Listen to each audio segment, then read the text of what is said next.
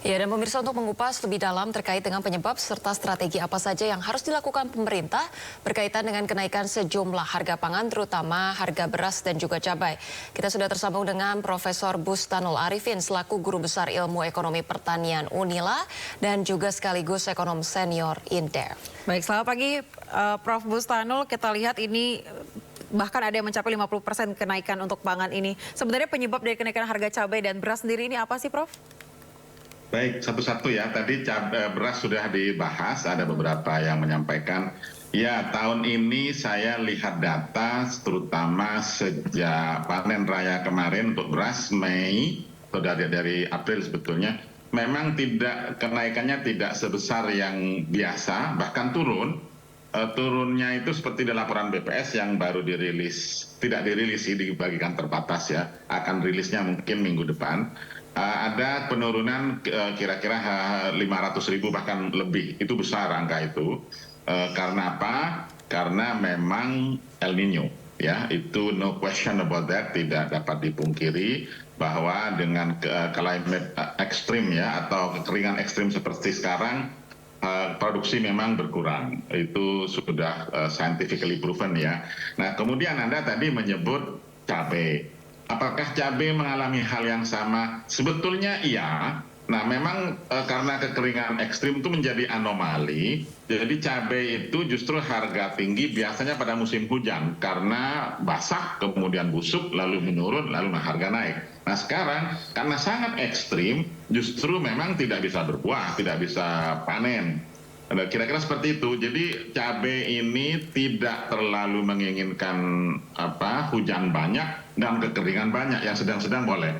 Tapi cabai dengan bawang agak berbeda tingkah lakunya, tingkah laku harga. Nah, dari situ kalau masih 50.000, Mbak, sebetulnya masih agak biasa, karena kita lihat pernah nyampe 80, bahkan pernah 100.000 di beberapa spot. Average itu bisa 80-90. Nah, dari situ baru betul-betul itu sangat serius. Karena apa? Karena masalahnya bercampur aduk dari masalah alam sampai masalah yang memang suplainya rendah. Bahkan ada unsur spekulasi sedikit. Kedua ini mungkin penting bagi kita. Kita bangsa Indonesia ini lebih senang dengan cabai segar. Kita tidak terlalu terbiasa mengkonsumsi cabai olahan. Kurang serak ya. Coba Anda pergi, mohon maaf saya sebut ya, ke restoran Padang, kemudian cabainya bubuk, kan kurang asik. Tapi kalau cabai merah atau cabai hijau itu kan lebih asik dan lain-lain. Jadi pola konsumsi juga berpengaruh, ikut meningkatkan, bahkan bukan sekedar menstabilkan, meningkatkan harga. Ya, dan dari situ kalau ditambah dengan orang berspekulasi ya agak berat. Nah, untungnya cabai ini cepat rusak, sehingga orang nggak akan menimbun terlalu lama. Tapi kalau sekarang ini boleh saya simpulkan memang karena suplai berkurang. Oke. Iya, baik Prof. Ini kan memang bukan hanya harga cabai aja yang melonjak gitu ya Prof. Tadi kalau cabai memang ketika musim kemarau yang berkepanjangan nggak bisa, hujan deras juga nggak bisa begitu ya. Tapi beras juga ini kabarnya memang masih mengalami kelangkaan begitu ya. Bulog juga baru saja melakukan impor gitu 1,5 juta ton lagi begitu. Akan sampai kapan sebetulnya kenaikan harga komoditas ini berlangsung begitu Prof? Dan paling rentan sebetulnya komoditas apa saja yang akan masih naik begitu selama musim kemarau ini? Baik, Mbak Ocha dan Mbak Ayagini, kalau lihat siklus tahun lalu, mungkin sekarang agak berbeda sedikit, tapi polanya itu nggak jauh-jauh ya. Jadi harga tinggi ini masih akan bertahan sampai bulan Januari, mungkin bisa Februari. Tapi kita berharap tidak naik lagi, bertahan tinggi oke lah ya. Mengapa? Kemarin baru Ibu Kepala BMKG baru rilis berita kan bahwa hujan itu baru akan turun November kan? Mungkin pernah diangkat juga di MNC TV tempo hari. Artinya apa? Artinya memang panen gadu sekarang, jadi ada musim rendeng, ada musim gadu. Musim gadu itu panen kedua ya, MT2 kalau orang pertanian nyebutnya. Jadi di situ tidak sebesar yang kita expect ya. Artinya apa? Artinya memang produksinya atau suplai langka seperti Anda sampaikan tadi. Nah, yang menarik ya sekarang Bulog nambah stok ya. amanat Bulog itu untuk mencapai stok sampai 2,4 juta ton ya sampai akhir tahun. Tambahan lagi 1,5 mungkin masih kurang 100 atau 200, mudah-mudahan sudah cukup. Dan itu lebih banyak dipakai untuk tadi, untuk bantuan pangan, sedikit untuk operasi pasar dan memenuhi beberapa. Nah, mengapa demikian? Harga memang sudah terlanjur tinggi. Baru kapan ya? 3 minggu lalu saya dari lapangan. Jadi di lapangan itu harga gabah yang menurut HPP yang ditetapkan Badan Pangan tempo hari Rp5.000 per kilogram untuk gabah, di lapangan sudah 7.000.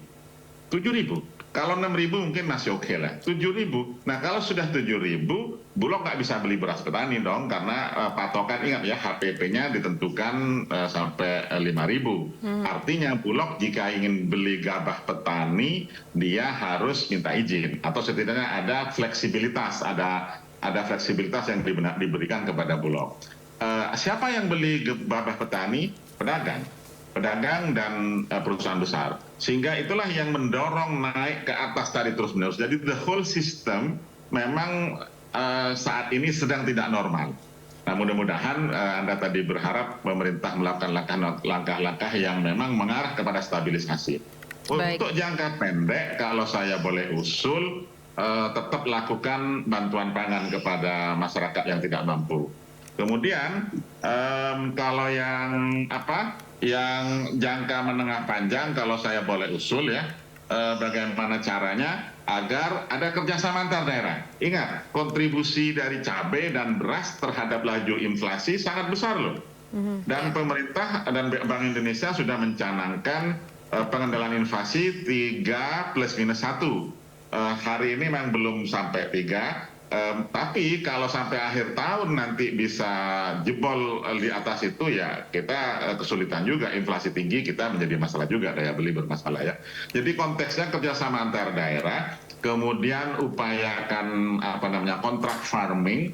Kontrak farming itu untuk menjaga pasokan. Kalau perlu kerjasama antar daerah, daerah yang kurang disuplai oleh daerah yang lebih. Ini untuk antisipasi kalau sudah panen. Tapi kalau yang sekarang ya immediate itu memang harus strategi seperti itu. Baru nanti kita berbicara lebih detail, misalnya kalau sudah transportasi antar daerah, ada subsidi ongkos angkut, kemudian ada pemantauan berkala, kemudian ada inovasi di tingkat lapangan. Dengan Anda masih ingat ada dulu KRPL namanya, kawasan rumah pangan lestari, menjadi P2L. Program pengembangan lahan ya di pekarangan ya. Di situ dengan mengaktifkan para kelompok wanita tani, KWT di daerah, biasanya para bupati sangat senang untuk itu, apalagi ada KWT untuk betul-betul memanfaatkan lahan pekarangan itu. Dan setahu saya pemerintah mensubsidi mereka, memberikan bantuan permodalan sampai 50 juta bahkan per kelompok. Kalau itu menyebar seluruh Indonesia, meneruskan program cabai, saya pikir menjadi inisiatif juga supaya tidak berspekulasi lagi ke pasar. Jadi dengan ekonomi rumah tangga juga terbantu, saya tadi sampaikan sedapat mungkin dia tidak akan mendorong harga yang lebih besar lagi karena memang persoalan di luar, persoalan kondisi eksternal seperti kita sebutkan tadi. Oke, baik. Tadi Anda juga sudah sebutkan terkait dengan langkah-langkah ke depannya, baik petani maupun pemerintah, baik dari langkah jangka panjang maupun jangka pendek. Lalu terkait dengan kemarau atau tidak begitu ya, Prof ya. Ini kan beras dan juga cabai ini menjadi konsumsi utama bangsa Indonesia begitu ya, Prof ya. Lalu kalau menurut Anda strategi apa sih, Prof, yang dapat dilakukan oleh pemerintah kita dalam mengantisipasi dampak dari El Nino yang kalau kita tahu dari BNPB dan juga BMKG ini mengatakan bahwa ini masih akan terus berlangsung begitu ya. Dan juga apakah pemerintah ini perlu menjalin kerjasama? Kalau tadi Anda bilang dengan daerah, apakah kita perlu bekerjasama dengan negara lain begitu atau sejumlah negara terkait dengan pasokan beras? Walaupun impor juga tidak baik ya bagi perekonomian kita. Begini.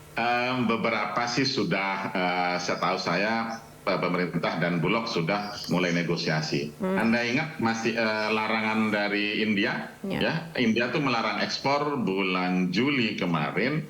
saya tahu itu untuk kepentingan konsumsi domestik mereka, karena India mau pemilu juga sama dengan kita tahun depan, dan Perdana Menteri Modi ini tidak ingin harganya tinggi, sehingga beras India mereka tahan. Nah, Indonesia sempat kelabakan sedikit, tapi setahu saya sudah mulai negosiasi dengan produsen lain, bahkan dengan negara kecil Kamboja, dengan Pakistan juga setahu saya sudah negosiasi.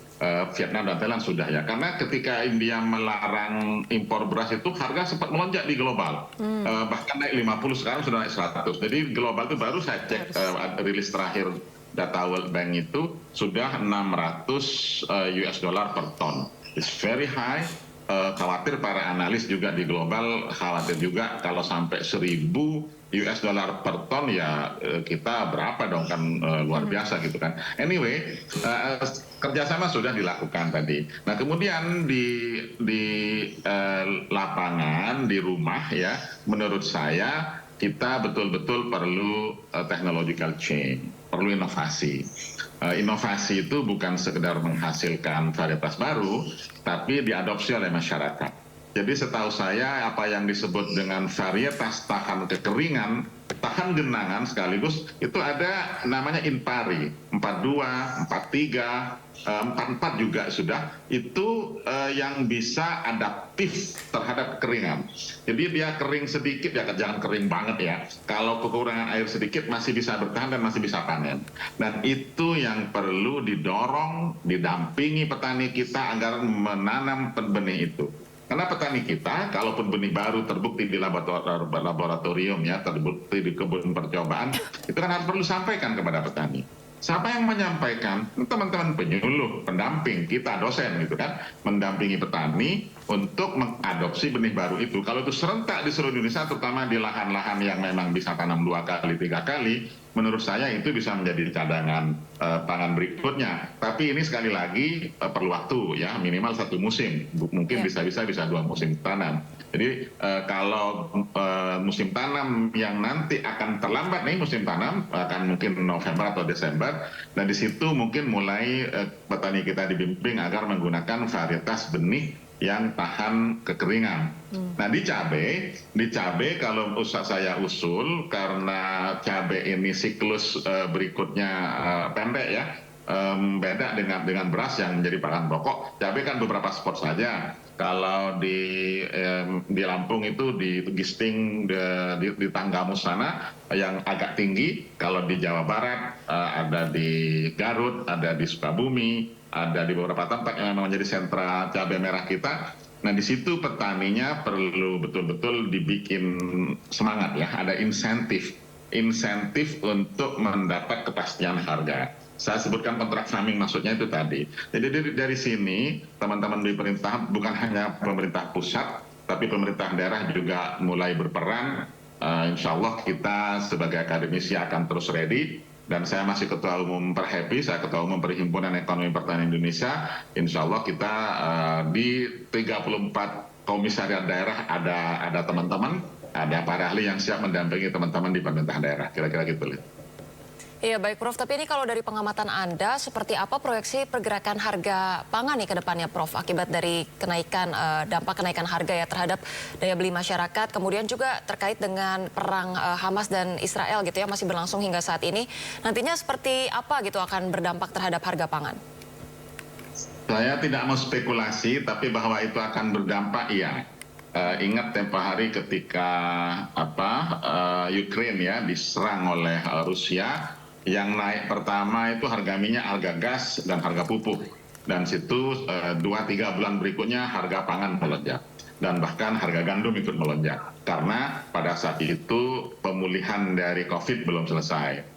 Nah sekarang sangat mungkin harga minyak berpengaruh. Tapi sekali lagi saya akan duduk bikin simulasi di komputer untuk melihat kira-kira analis ke depan seperti apa. Tapi terjadi kenaikan iya, hampir pasti ya.